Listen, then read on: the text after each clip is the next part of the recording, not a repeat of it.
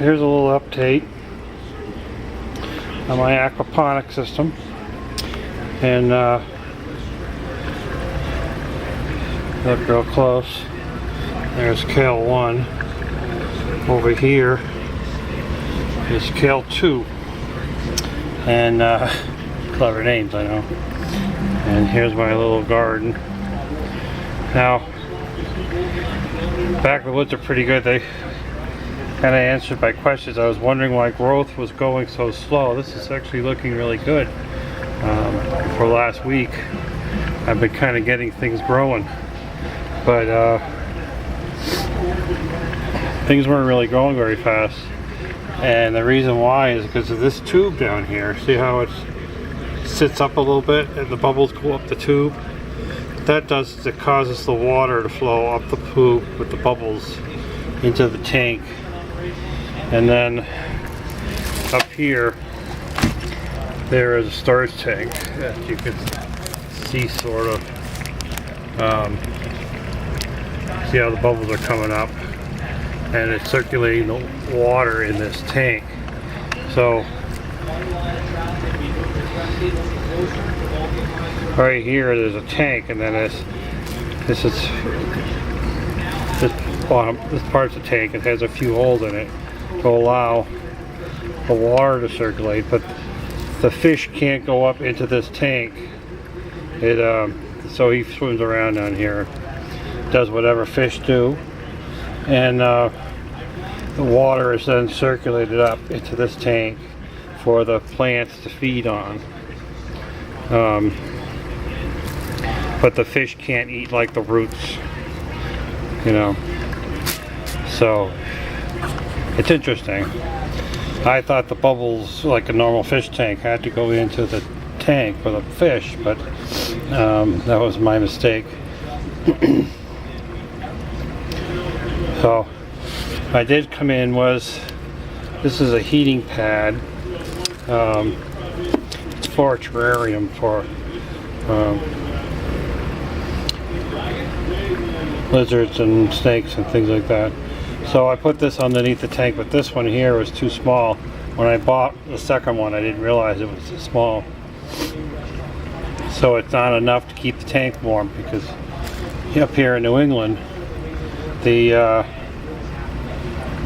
we don't keep our houses at 90, you know, unless you really have a great heating budget. So the tanks get cold, and then the four fishy just kind of goes into this hibernation. So I have a larger one that goes underneath of the tank. So I took this piece of wood and I cut it out so that I could put the heating pad right under it. On both tanks there's a heating pad that plugs in. And they ordered the tanks at different times, so they had different gravels, which is kind of an interesting thing. Up here we have these things like they call lava rocks, which is a really porous rock that retains moisture, and that's where your plants grow in. Now Sunday, this past Sunday, I put this sweet potato in and this one in, and these came from Berkshire Organics, which is an organic farm market. So now this sweet potato right here, this has been, well, it's been over a month, and that's all I have. If you look at videos of people with their sweet potatoes, they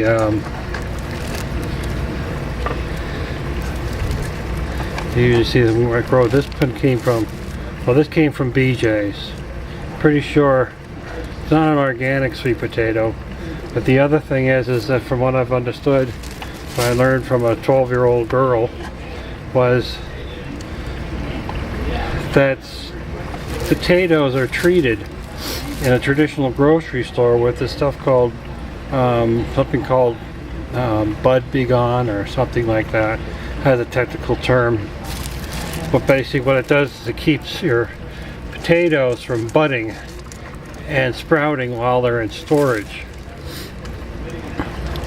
Now this is, of course, is a chemical that goes into the skin and gets soaked up into the rest of the potato. So even if you peel it, you're probably still ingesting this chemical.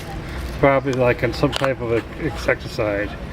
That so when you're thinking you're eating healthy and you're eating the skins, you're actually getting poison. So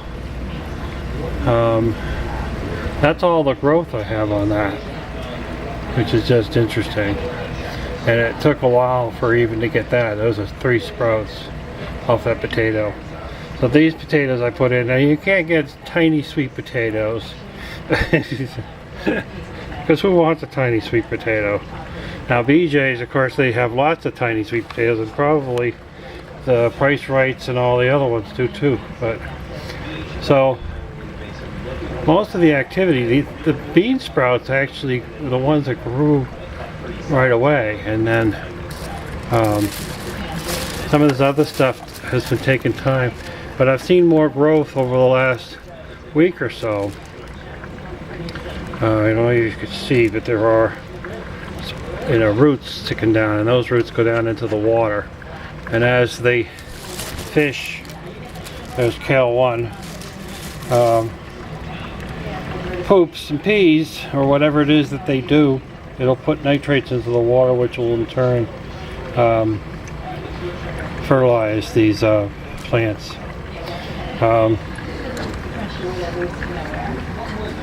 And the other thing I did is I took a bathroom fixture that would go on the wall and wired up with a cord, put some chains on it, which I don't know if you can see, yep, so that I could hang this over it and I could use daylight balanced LED bulbs. There's those 3, but I turned off the middle one because it's just a little bit bright for our living room, bedroom.